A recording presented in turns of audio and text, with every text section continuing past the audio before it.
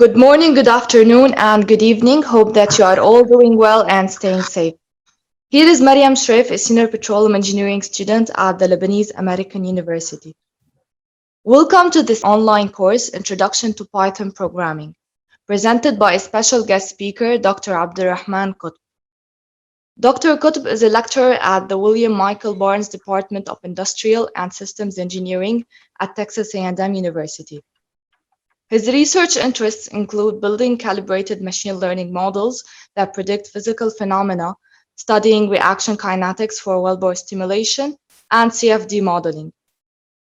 He has authored and co-authored 8 publications. Moreover, he holds a PhD degree in petroleum engineering from Texas A&M University. Finally, Dr. Kutb serves as a reviewer for SPE Journal. So please help me in welcoming Dr. Kutb. So welcome, Doctor, and we are pleasure to have you with us today. And on a final note, if you have any question related to the technical content of the presentation, please feel free to drop it down in the Q&A section. Now, without any further ado, Dr. Kutb, the mic is yours. Good morning, everyone. I'm very glad to be here. Thank you for the great introduction. As mentioned, my name is Abdelrahman. I will be teaching the introduction to Python programming for the next couple of weeks. I think personally, I enjoy Python, and this is why when Dr. Ahmed approached me with the idea of teaching this class, I was more than happy to do so. And I'm going to start by talking a little bit about what are we going to be doing for the next couple of weeks, and then I'm going to start focusing on today's lecture. So before I start, I want to talk a little bit about some resources that I personally used in preparing this course, and I believe these are excellent resources for everyone who wants to learn about Python. Because in the end of the day, we have only 4 lectures, and I can only cover so much in a couple of hours.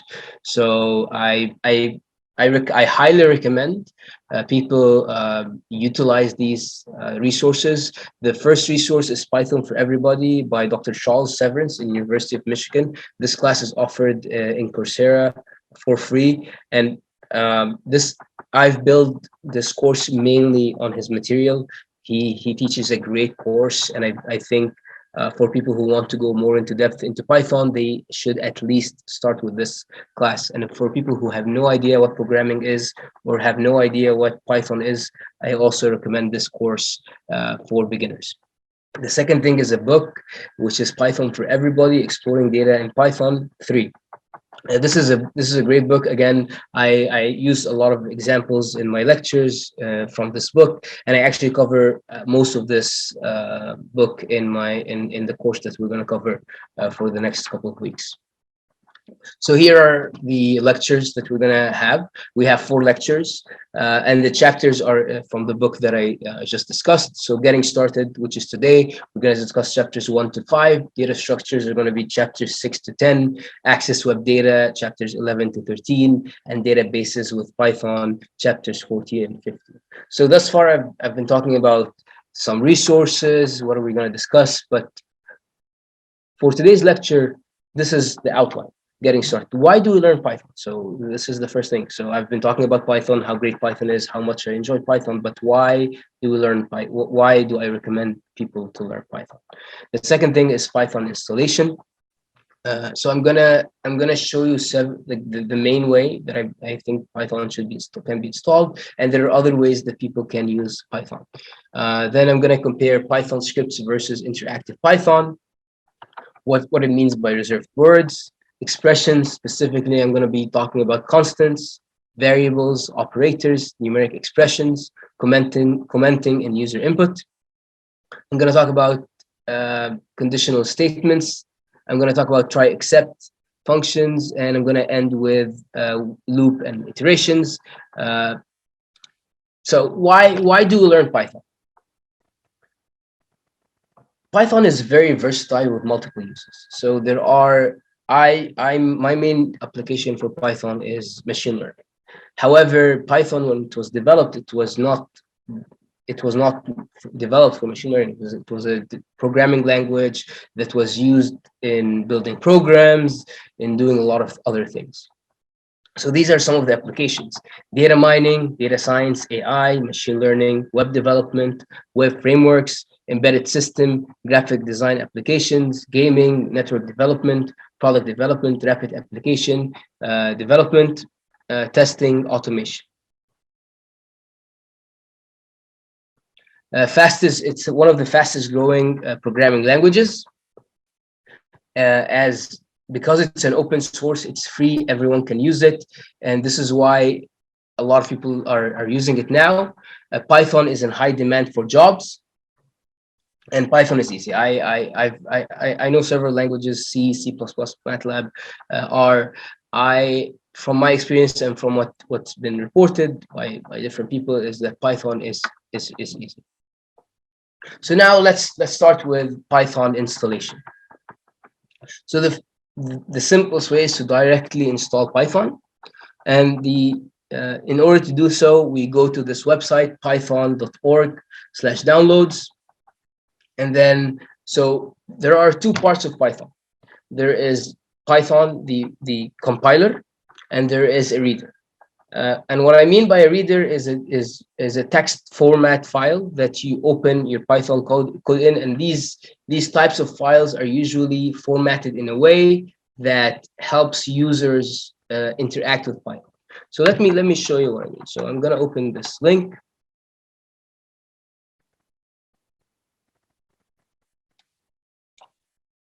So let me share what I see.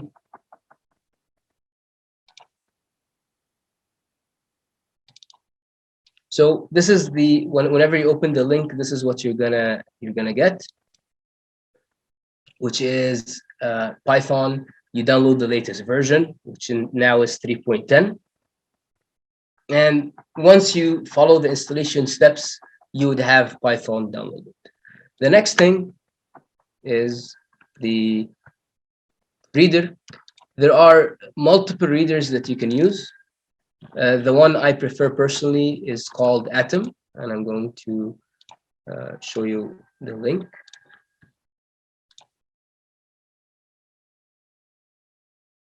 So once you open the link, this is what you would see. And you download it, and so this is how it would look like once you download the. Let me change it to share screen. I think this would be easier instead of having to keep opening and closing. So share screen. Okay. So once you open it, this is what you would have. And let me open an example of a code to tell you what I mean that it's user friendly. So if you go to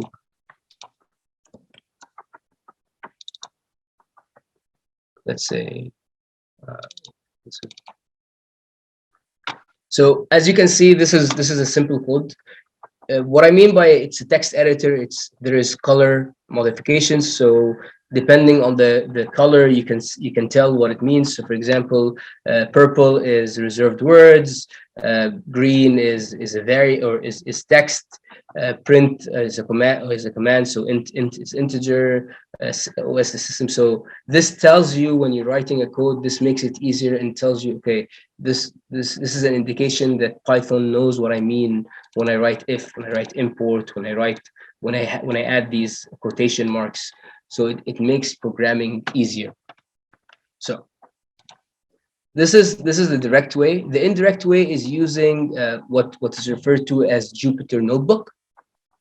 And for Jupyter Notebook, this is how it looks like. So you first download Anaconda. So this is the link for Anaconda.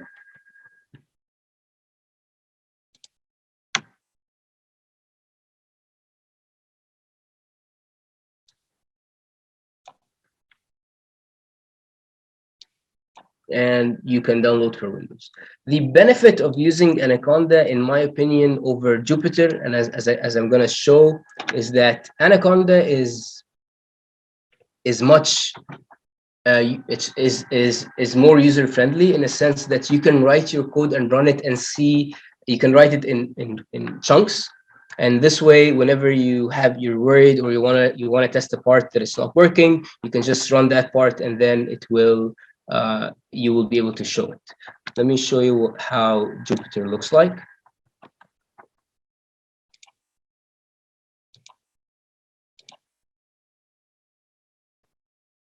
So I'm gonna open Jupyter through Anaconda. So this is how Anaconda looks like. So you create your own environment. For example, I created an environment called class for this class, and then you open Notebook. So you launch it.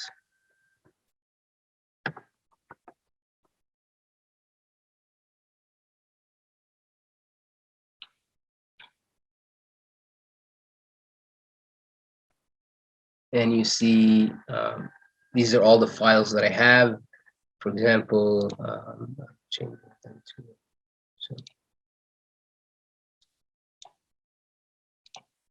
And another benefit of Anaconda, in my opinion, is that it makes it so much easier to update everything. There is a very intuitive way to upgrade your modules and your libraries. So for example, let's say I want to run this part of the code. I come here and I just run it. However, if you are using something like Atom, there is no compartmentalization of your code. If you want to run your code, you're going to run it at once, and that is it. You cannot see parts of the code, how they're running, unless you add breakers manually.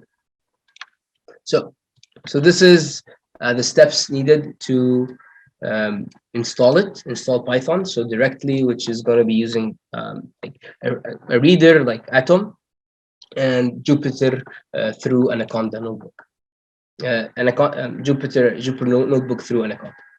So there are two ways to run Python. There's an interactive Python versus Python scripts, and this is I alluded a little bit about it. However, I want to show you exactly what I mean, or in the common sense, what it means to do interactive Python versus script. So when I say a script, this is what I mean.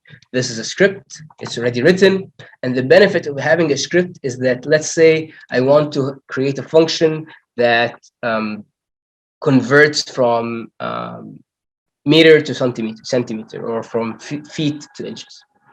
I don't want to every time say, okay, if I want to convert from meter to centimeter, multiply by 100, and if I want to convert from foot to inch, multiply by 12. So in this case, I just write a script that has this formulation, and then I keep running. So this is the script portion of Python, and I want to say that not more than 95%, and this is just the number that I think, but from what I've seen, the majority of people run Python in scripts. No one really runs a Python interactive, because let me show you. So in order to run Python interactive, you go to command prompt and you type Python. So this is after installation.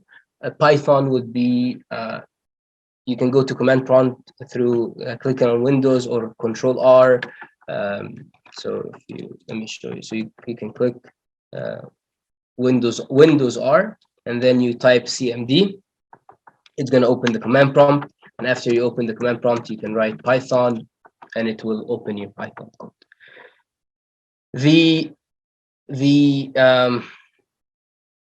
Once you open Python code, what I mean by interactive, let's say I want to say, okay, I have x is equal, or length is equal 5, and in this case 5 meter. So length centimeter is equal length multiplied by 100, and then I say print length.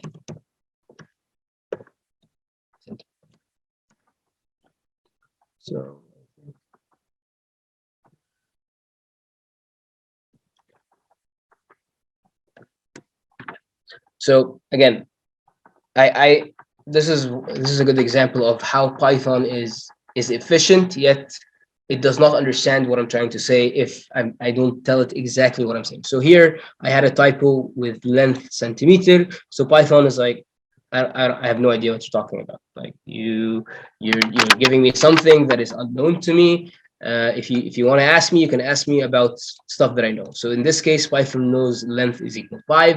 It knows length centimeter is equal length times 100. So every time I want to calculate the length from meter to centimeter, I have to define these things and multiply it by 100. The challenge here is that you can imagine if you want to do this 100,000 times a day, you won't have someone who would write this code 100,000 times.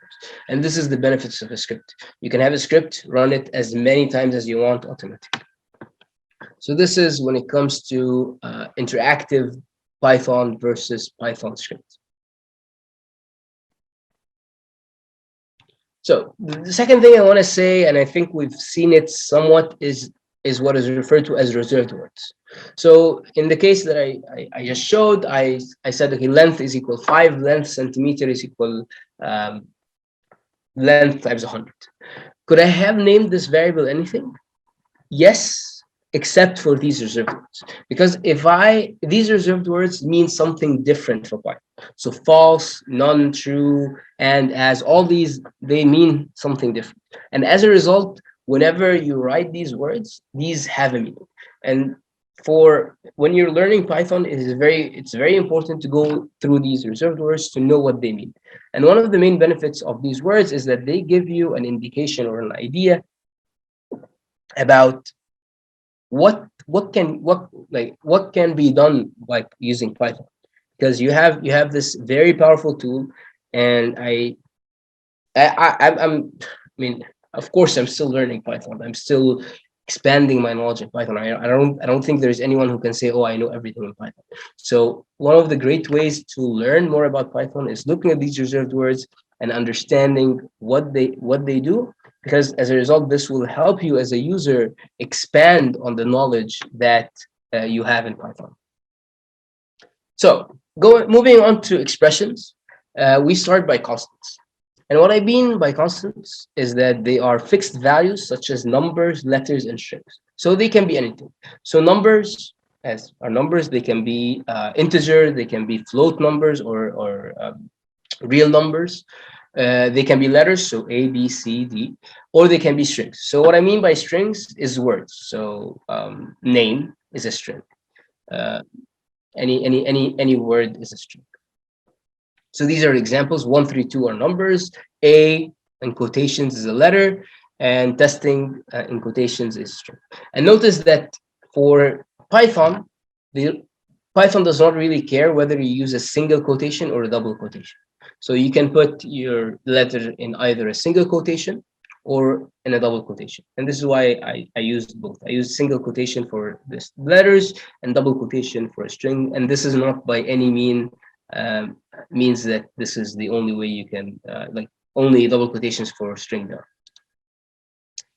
So you can use double quotations or single quotations for letters and strings. So for example, if I say print is a command, is one of the reserved words, what print tells Python to do is, as the word implies, to print, to show me this text. So let's see. So I'm going to do some interactive Python. So if I say print 1, 2, 3, it's going to print it to me. Print 52.4 or 42.5. Print. So here in this example, I printed 42.5 in quotations. And what this tells Python, that this is not a number.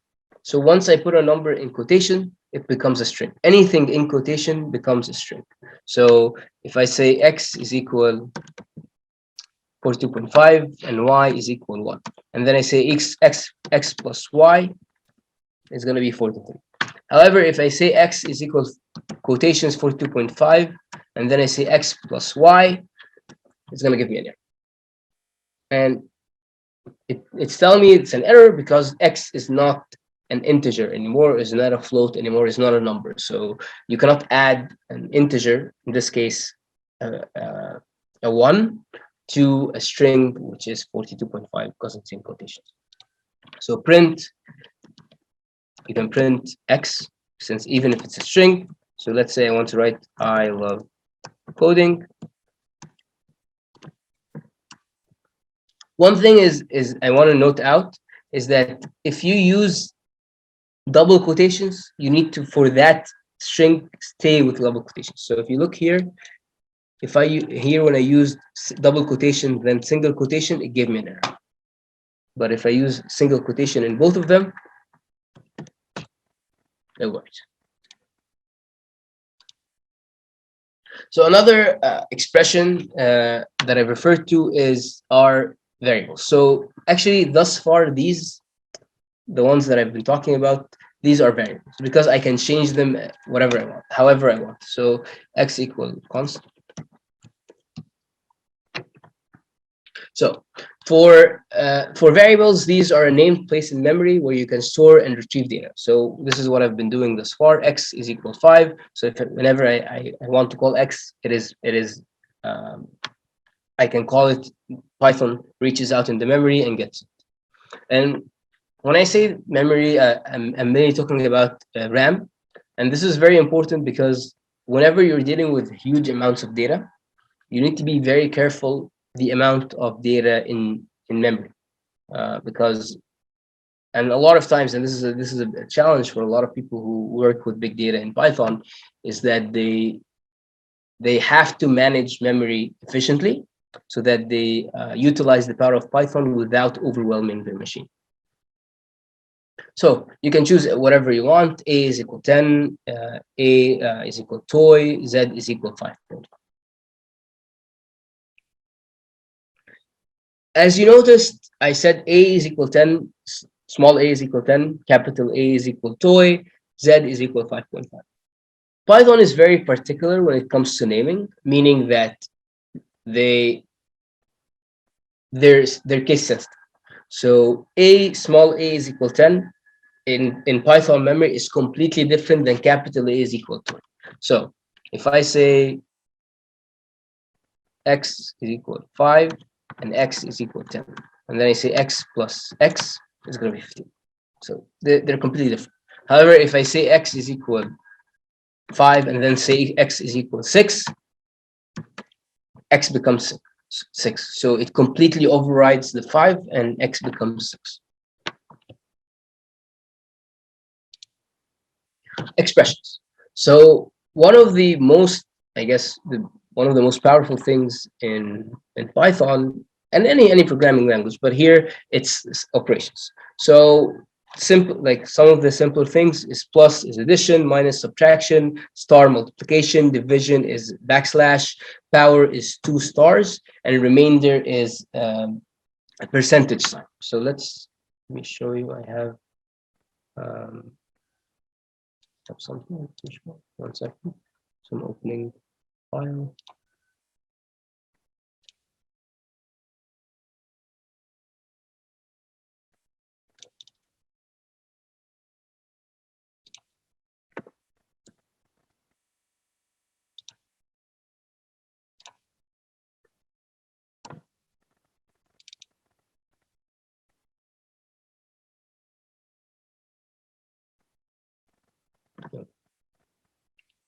So for this one, so let's say, and we've done some of them thus far. So we say x is equal to 100, z is equal to.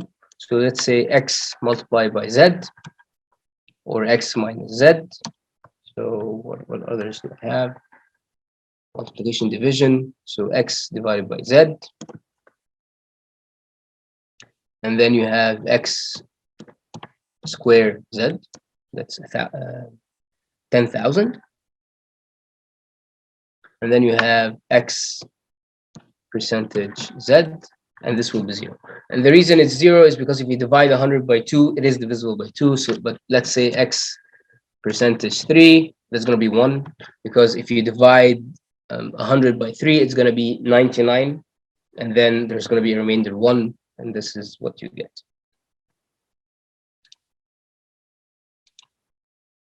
Numeric expressions. So we have discussed how you can add variables, but what I mean by numeric expressions is multiplication. So multiplication, addition, subtraction. If you want to get a variable, if you want to get some information, you have to tell Python what to do. So for example, if you do x is equal to, and then you can say x is equal to times x.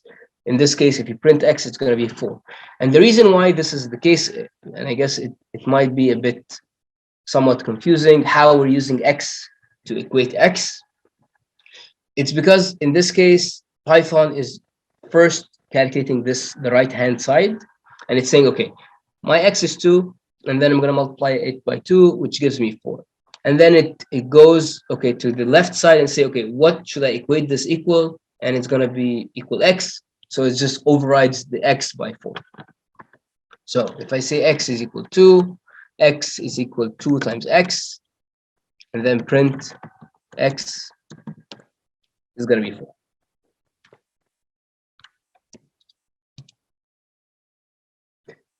One of the good practices is that whenever you name a variable, you want to name it by something that's clear and obvious. What do I mean by that? So let's say you are trying to calculate how much you're going to get paid. So you're going to say, if you can say x is equal 40, y is equal 5, and then z is equal x multiplied by y, and then and that would be right. For Python, if you write this code, it's going to be perfectly fine. X is equal 40, y is equal 5, z is equal x multiplied by y. However, for your sake or for anyone else using the code, whenever they open this code, they will have no idea what you mean by any of this. However, if I say hours is equal 40, rate is equal 5, pay is equal rate multiplied by hours, then if someone reads this, they can say, oh, you mean that you have 40 hours, your rate is 5 per hour, so your pay, however you're getting paid, is 5 multiplied by 40. So whenever I print pay,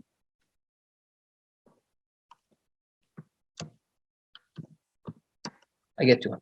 So if someone reads this code, they're gonna have an idea what I mean by this. And another way of doing this, and I'm gonna discuss it, is by commenting. So and actually, yes.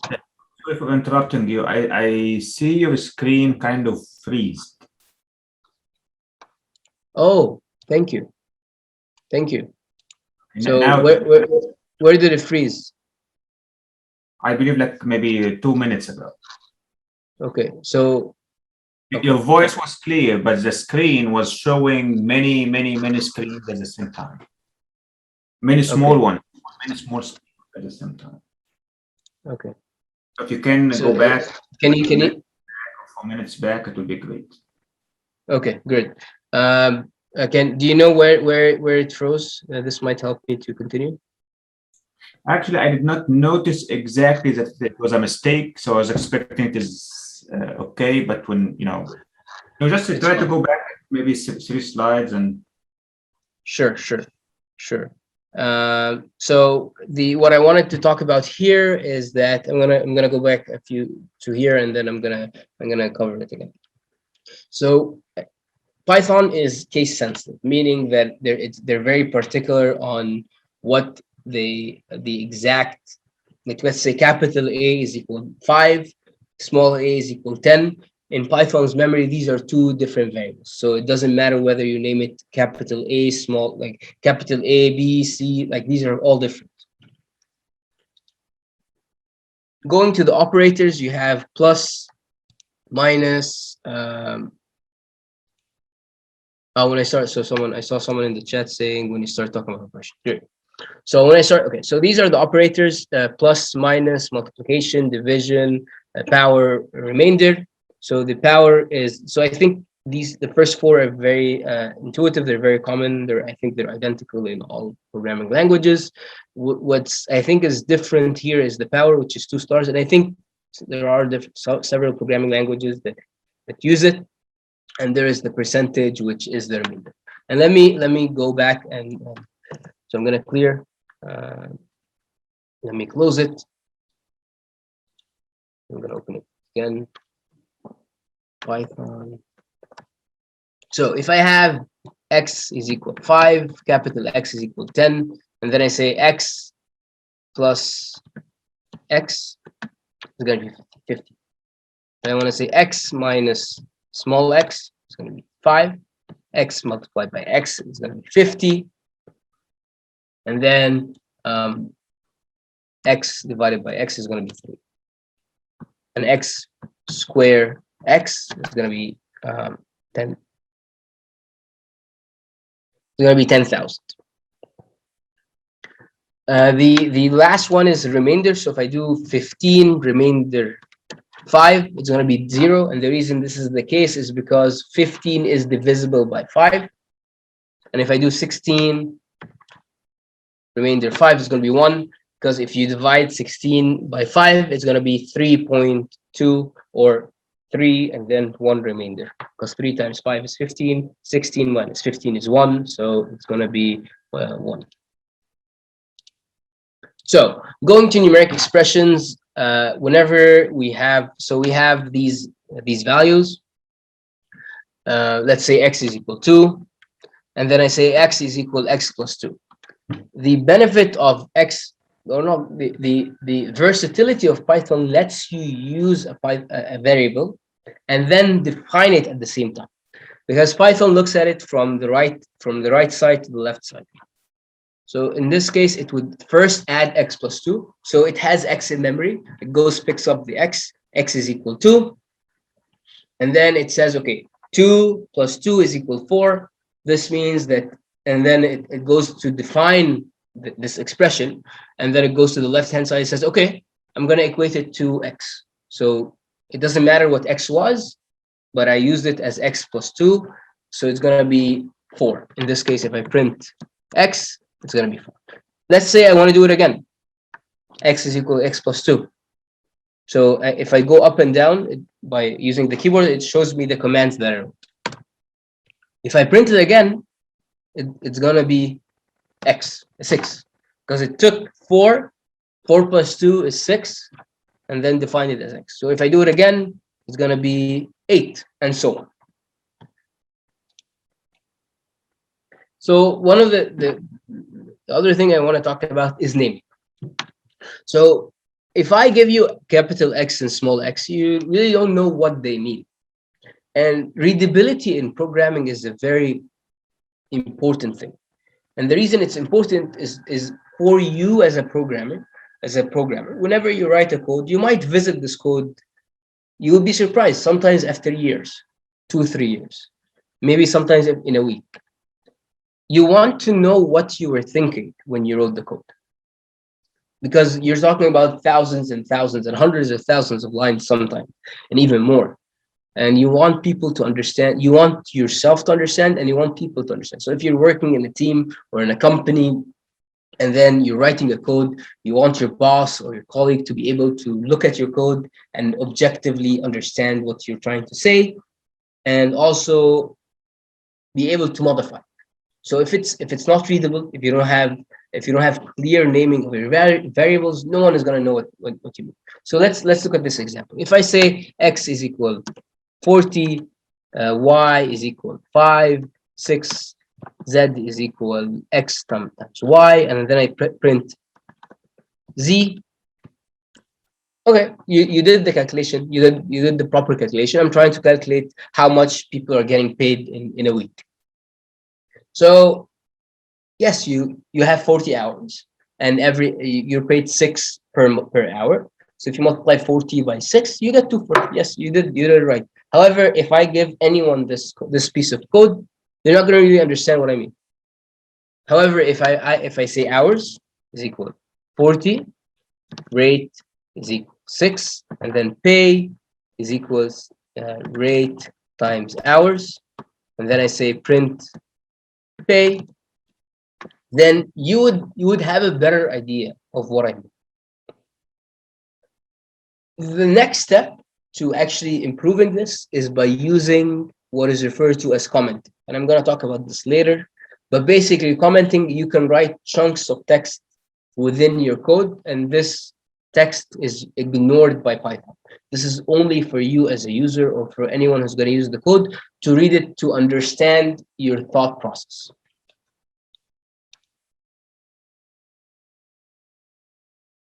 And I am emphasizing that clear and obvious variables will make your life easier because, for example, I was working on a project last January, and I finished and I delivered.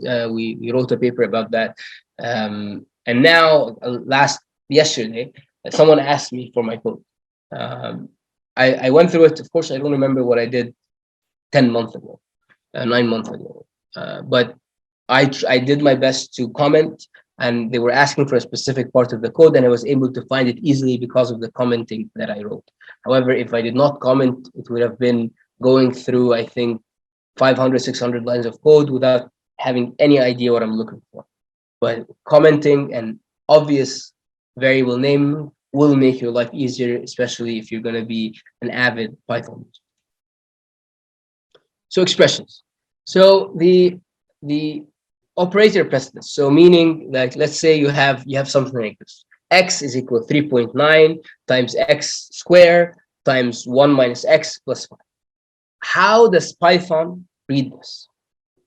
So if you go here and say x is equal to, and then x is equal to 3.9 times x squared multiplied by 1 minus x plus 5.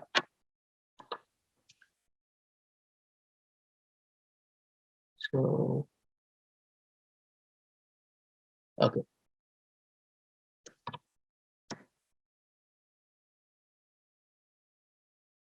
So 3.9 times x squared. Okay.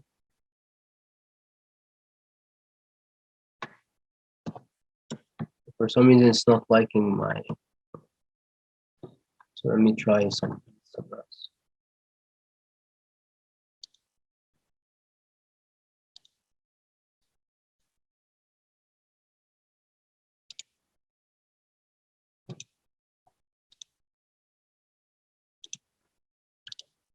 So x is equal to 3.9 multiplied by x squared multiplied by 1 minus x plus.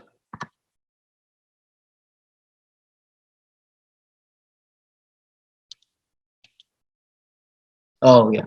So yeah. So if I go back, the operator for power is actually double stars, not power. So this is actually from a different programming language, and of course because so I made the mistake. So if I go back to command and I just add it here instead of this value, this one, it should, because again, I meant to say power. However, when Python saw this sign, they have no idea what I'm talking about.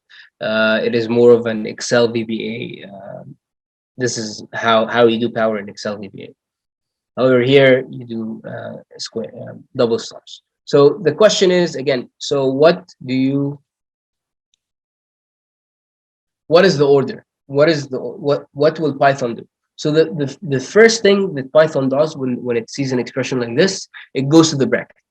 So it says, okay, 1 minus x. 1 minus x is -1. So in this case, it's going to be -1.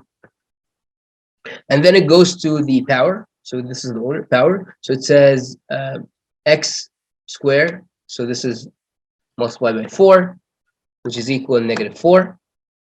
And then it goes to the multiplication times 3.9. So 4 times 3.9. And then it's going to give you, I think, -15.6.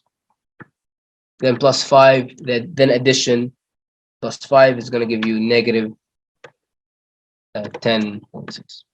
So let's see. Oh. Okay, so x is equal to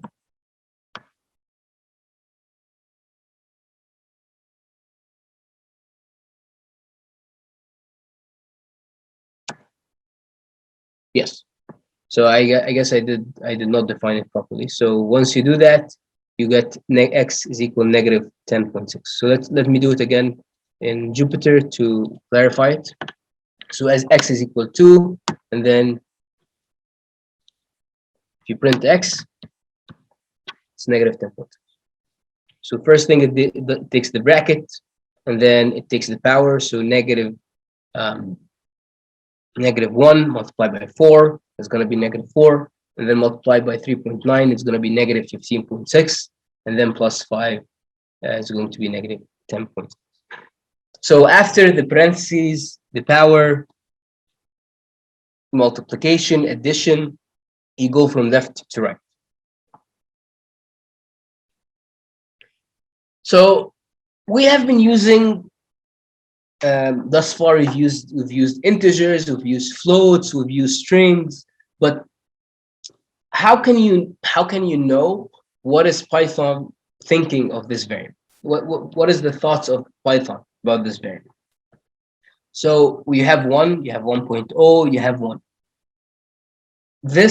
These three may look the same to someone reading them. However, they are very different.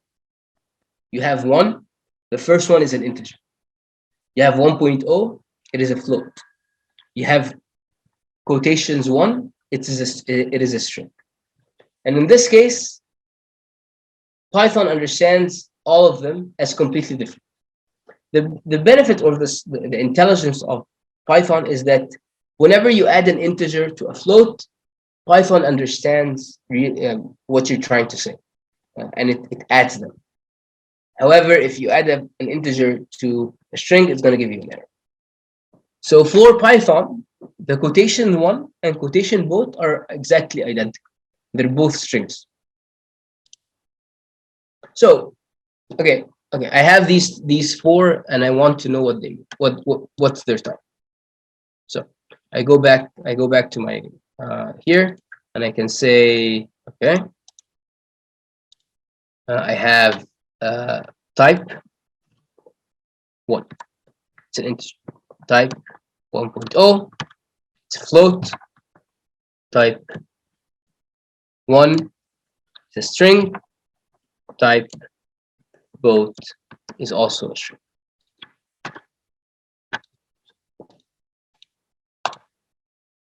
So once I add these, this helps you as a user. It is very, and of course there are so many different types of things. These are the simplest part, the simplest thing. Because sometimes you're doing something, you're writing a code, and then you get a random error. You get something. Okay, Python cannot do that, and sometimes it's just because you're doing something with 2 different types of variables that are not compatible, and then you need to figure out how to address that. Okay, so commenting and user input. I think I talked a little bit about it, but I want to emphasize this. Is commenting. Whenever you comment, this is purely for the user. It has nothing to do with Python. Python does not even see this comment. So let's say I want to say, okay, I want to write a code that is intended to get, this code is intended to get first name and last name, or this code will convert meter to centimeter. Let's say you're trying to write a code that gets a user input. So you're trying to get someone to give you a value, and then the code goes in and calculates some stuff and gives you an output. In this case, you want to say convert centimeter to meter or meter to centimeter. So you want to convert meter to centimeter. You ask the user, please tell me, give me the length in meter. So the user says 5, and then Python goes and calculates. So let's see how a code looks like.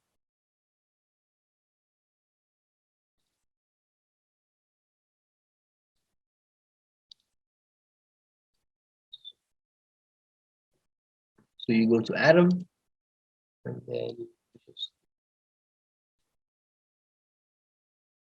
so we have this code, import iOS. So you have, and then I want to run it. So you go to CMD, and then I'm going to exit. So I'm gonna do some commands here. These are mainly to open. So the command prompt is in Linux. So this is me trying to open this directory, which is PyPetro lecture 1 input. So I come here, cd PyPetro, cd lecture 1, cd is open, input, and then you have directory tells you what's in the file and the folder. So in this case, I have meter to centimeter, or in this case, input. So I want to run input.py. So it's asking me, what's my first name? I'm going to say Abdelrahman. What's your last name? KOTB. And then it says, welcome, Abdelrahman. That's it. So whenever Python sees the word input, it's a reserved word, it's just gonna give the user something to put. So let's say I don't make it clear and I say enter.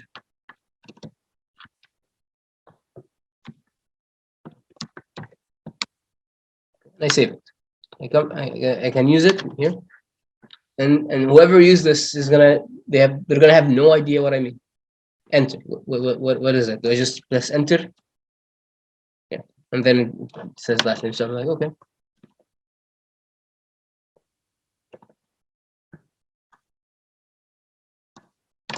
So it's gonna say welcome. So this is an indication of what I mean by you need to be clear.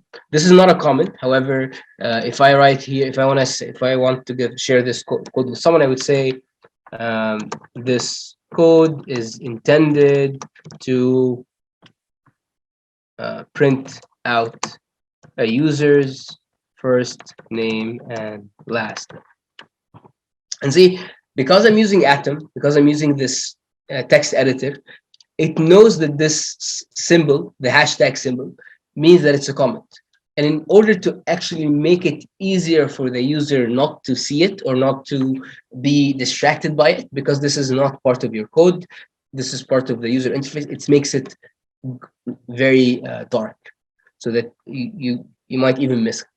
However, when I give it to someone and they read the code, they're going to say, okay, this code is intended to print out a user first name and last name. And then, oh, okay, so now I understand even if I have this as a random thing, they can say, oh, maybe Abdelrahman, when he was writing this code, he was sleeping, or he made a mistake here. But because I named it as first name and last name, they can read it, it's understandable, and then they can, okay, this is what we need to change. So let's say we have another meter to centimeter. This is another file. So again, a meters is equaling, what is the length in meters? Centimeter is int. So whenever we and this is actually good, whenever we add input, whatever we write, Python sees it as a string.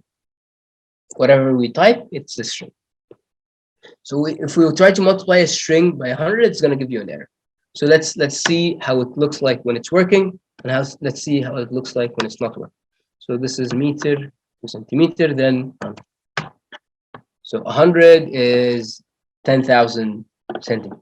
The length in centimeter is 10,000. Okay. So what if I don't write? If I remove this, and I rerun it, and I say 100. So what it's doing here, it is taking this 100 and multiplying it by 100 times. So it's going to write the 100 times. So this is 100 written 100 times. Because whenever you multiply a string, Python sees this. Oh, it sees 100 is a string. So let me give you another example. Let's say multiply by 5 so that it's easier to visualize. So I want to say 1. It's just going to write it 5 times because it sees it as an integer. So if I say x, it's going to write it 10 times. So if you want Python to know what it is, you say int, and then if you run it now, it's going to say 50 is going to be 250 because it's times 5. So 5, 500. Okay. So conditional statements. Another application of Python is to do a conditional statement. In this case, you have there are if statements, and if statements, pretty much what you're telling Python if something, if a condition, whether it's higher, lower, smaller, larger, and so or equal, you do this. Else or elif, if there's another condition, else if it's larger than this value, do this, or an else, you do something else. And I'm going to show an example, but I wanted to show what are the conditions. What are the conditional statements? So if we say this symbol is less than or equal, when we want to say if x is equal 5, we have to say equal. So I have to use double equal signs. We have more than or equal. We have more than, and we have finally not equal. So not equal is an exclamation mark, equal. And again, you need to be careful when you're using these. It's just because they are not consistent between one language and another. So let's see an example.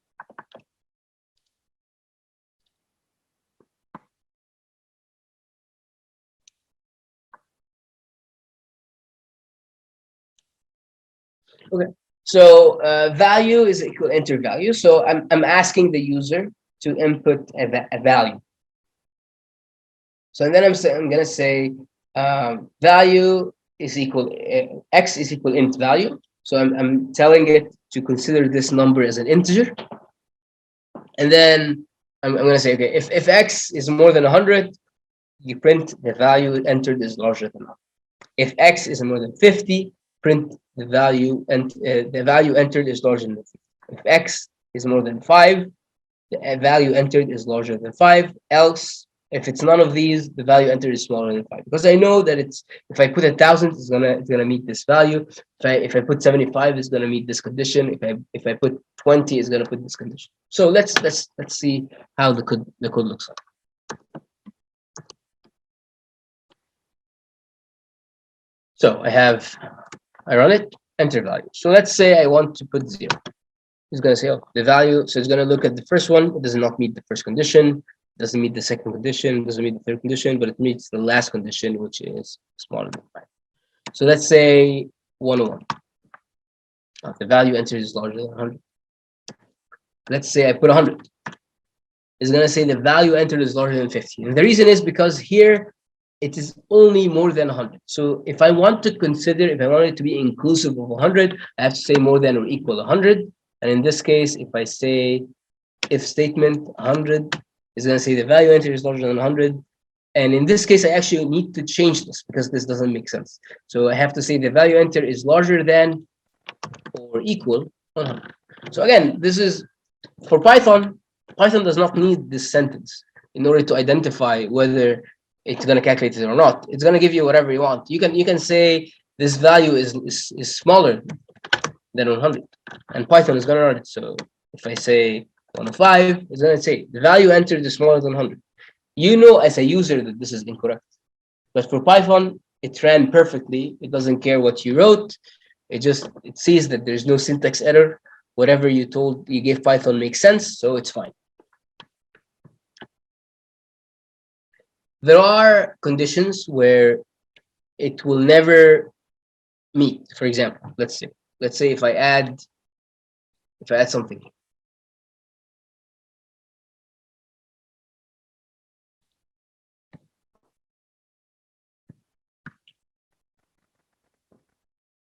Uh, 200.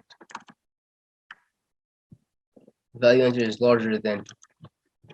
It will never meet this condition, and the reason is because if the if statements are sequential statements, so it's going to first look at this condition.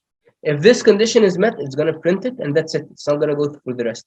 So if I put something that's like, let's say 205. So let's try it. 205. It's going to tell me that the value entered is larger than or equal 100. And the reason is because it goes to this if statement, and you see that this value is indeed higher than 100. So it's just going to meet it and then skip to the end. One thing that I've been using here, but I didn't really discuss, is this space between like this step space. So it's 1, 2, 3, 4, 5. So in practice, you can either use a tab or 5 spaces. The best practice that you should do is using 5 spaces and not use tab, just because there are some incompatibility issues whenever you're copying code and it has tab. So you can use tab, but be careful.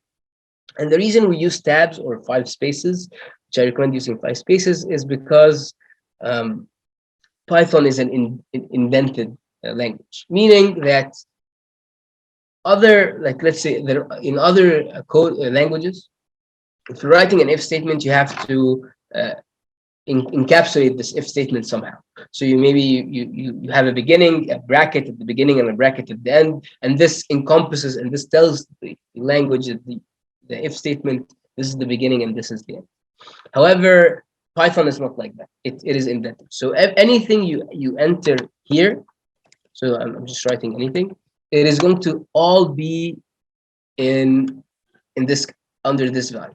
So this is complete gibberish. And if I run it in Python and I give a value over 100, it's going to give me an error. However, in order to show you that if I put a value that's not meeting this condition, it will run perfectly. So let's say I run this code again and I put 95.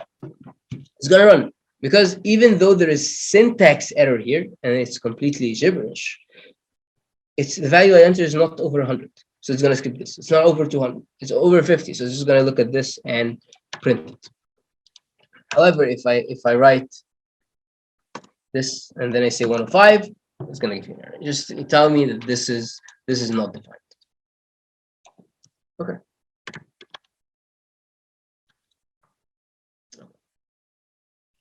Try except. So the other thing, the next thing I want to discuss is what is referred to as try except, and this is mainly done in order to avoid errors. So whenever Python sees an error, it's just going to stop. It's going to terminate and it's going to stop working. And that's fine if you're writing your own code. However, imagine that you are a software company developing something, let's say for petroleum engineering, you're developing something that's for reservoir engineering, or you're developing AutoCAD or something that's like a program that for users. You don't want every time the user makes a mistake, you don't want the code to stop. You don't want the program to stop and close. You want there to be like some sort of a loop for the program to tell the user, oh look, you made a mistake. And you can see this whenever you're signing up for Facebook, or you're signing up for anything, or you're writing an email and they ask you, for example, for your date of birth. If you write text in the date of birth instead of saying, for example,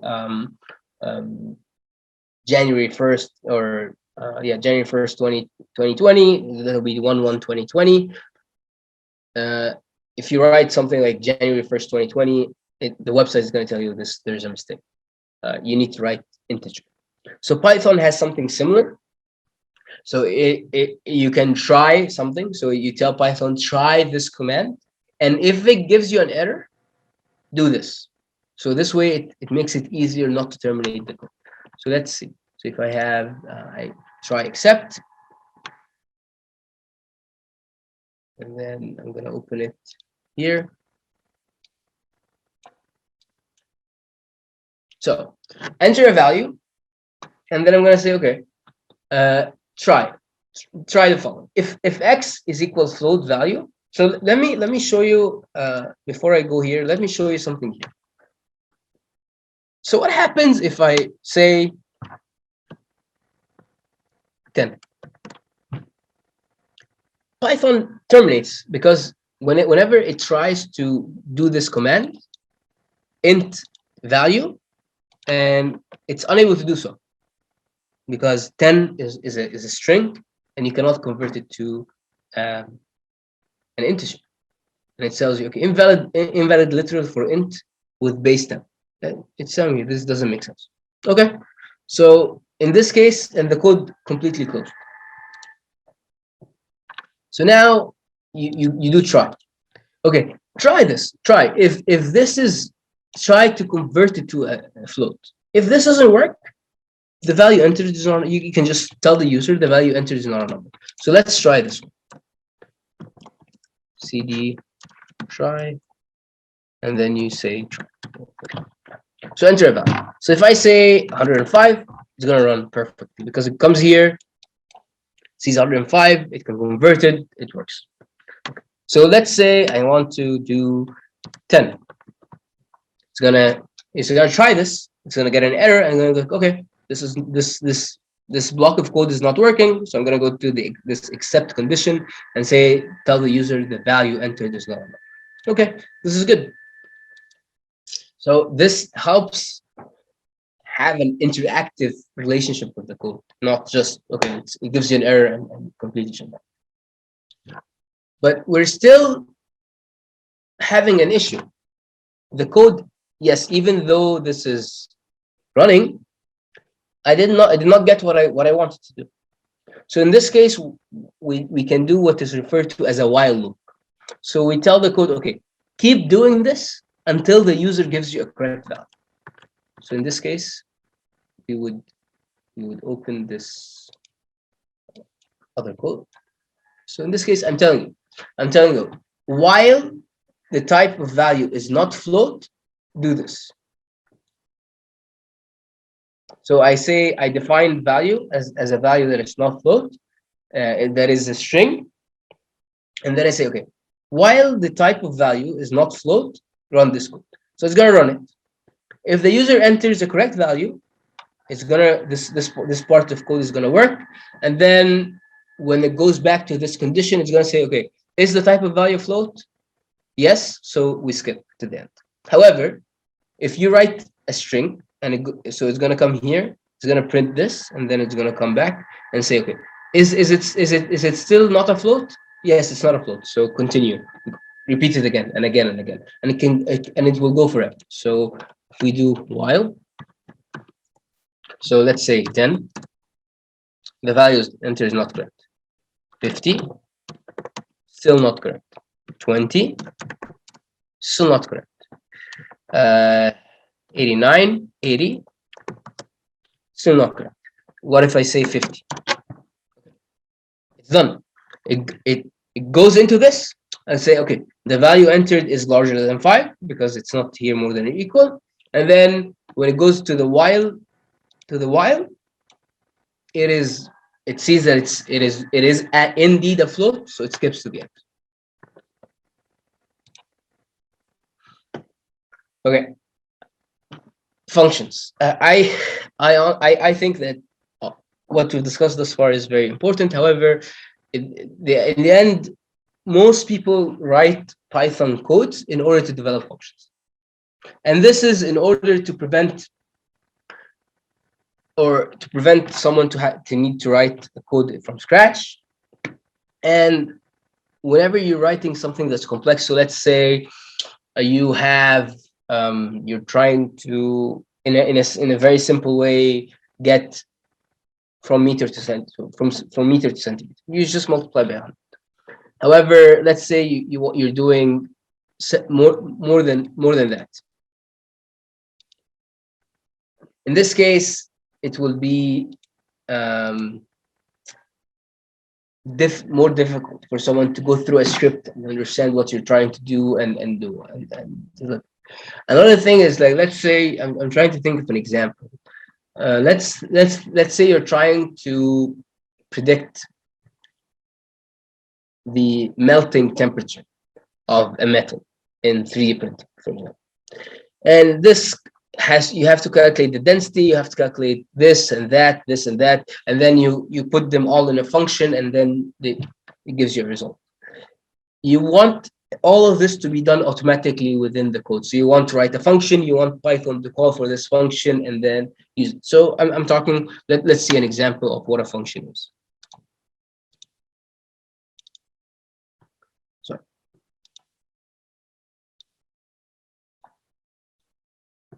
okay. So in this case, I have, this is how I define a function. Define a function, print. If I call this function, it's going to print this. This is another function that's going to do this. A third function is going to do this. My function, this is going to return x plus y. So I've used print, return. Print, as we've used it thus far, it prints the value. This asterisk that I'm using here. So in the first function, you do not have any variables. So you just call the function as is, and it's going to run. In the second function, you need to have two variables, first name and last name. In the third function, you can have as many as you want. So this is whenever you don't know how many variables you're going to have, and you just want the user to enter as many as they want. The return function here is actually one of the most common methods when you're using the function, is whenever you're trying to have the Python code run something that is complex and then return the value as a variable. However, if I run this, it's going to work, but it's not going to give me anything. So, and then if I run it, it ran, but I'm not calling. So there's a difference between defining the function and actually calling. So thus far, I just defined the function. But what if I want to call these functions? So if I want to call these functions, I go to and in this case, I want to define the first function, and I've called it. So this is me calling the function. If I run it, 2.py, just hello from a function. Because I called the function, it's actually run. So let's run the rest of the functions. So in this case, 3.py, because I wrote, I can say Michael.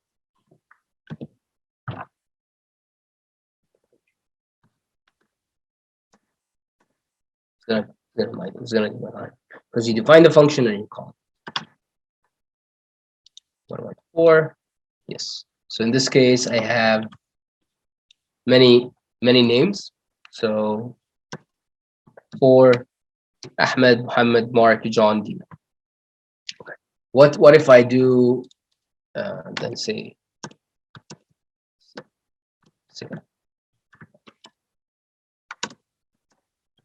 it's gonna. What if I only have Ahmed? Good. What if I have Ahmed and Mark? It's also good. So you can have one. Can you have none? Let's see.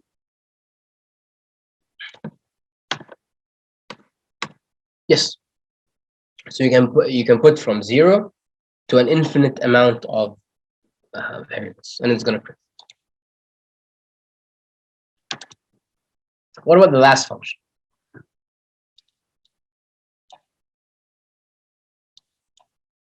Okay. So here I'm calling the function. I'm defining the function. I'm calling it. So I'm saying my function 5, 4. So it's going to go here and say 5 plus 4. And then it's going to be z. I'm going to define it z and print. So if I run it, it's going to be 9. Because 5 plus 4 is equal to 9. Loops and iterations. So we've talked a little bit about while loops, and I talked about it in the section of try and accept. And another type of loops is the for loop. And the benefit of for loop is, so while loop is always looking for a condition. So it's, you're saying while a condition is present, do this.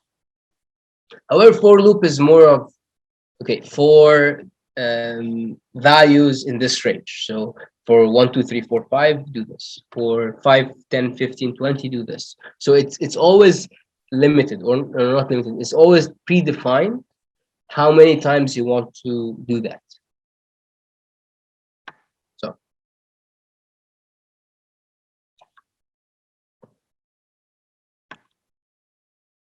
if I go here and go to the for, so loops and iterations.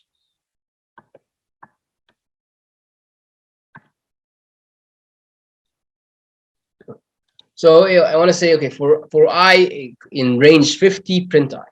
Range 50, so Python is what is referred to as is a zero indexed language. So whenever Python starts counting, it starts counting from 0. So for, if in this case, it would give you 0 numbers. So you're going to have 0 to 49. This is 0 to 50. So if you come here and say cd loops and iterations, and then do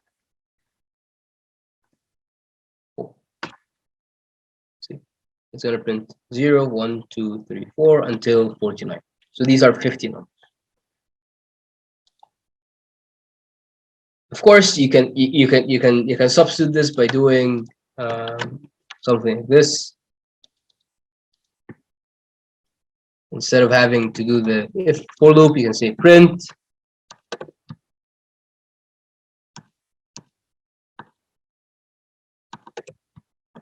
print 0, print 1, and so on. But you can imagine how tedious that would be.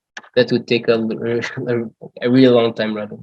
And this is only if you have 50 numbers. However, imagine you have 1,000 times or 100,000 times. And this is when it becomes essential to use the for loop. What about the while? So here I'm saying counter is equal 10, while counter is more than 0, print counter. So if I run this code, I'm gonna say 10, 9, 8, 7, 6, 5, 4, 3, 2, 1. Last one. Okay, so what if I don't meet, what if I never meet this condition? What if I say +1?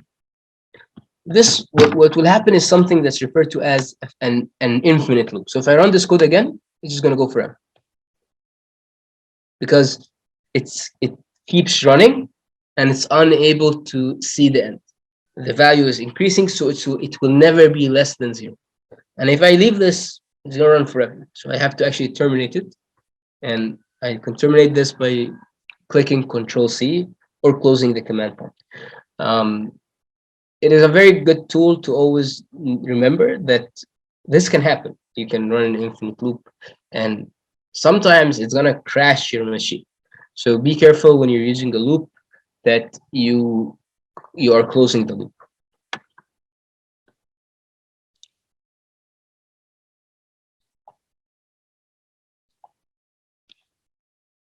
And this, let me see, I think,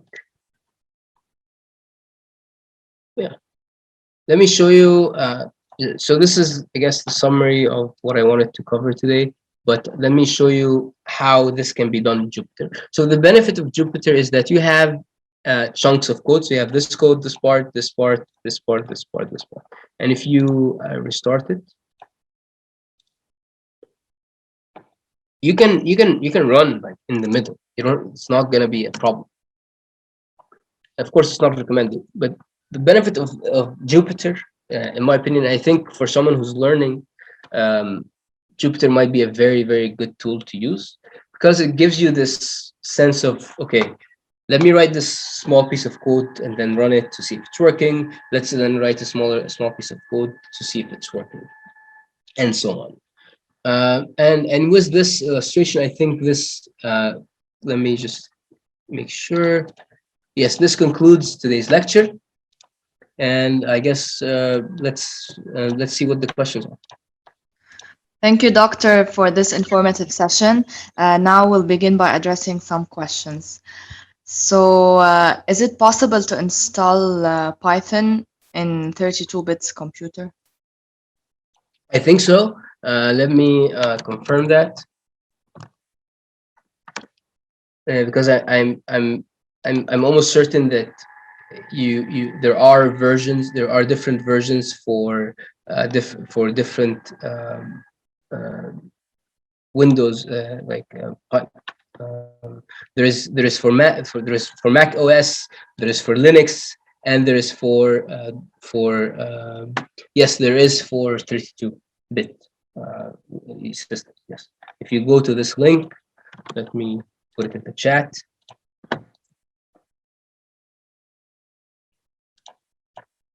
You can see 32-bit versions of Python.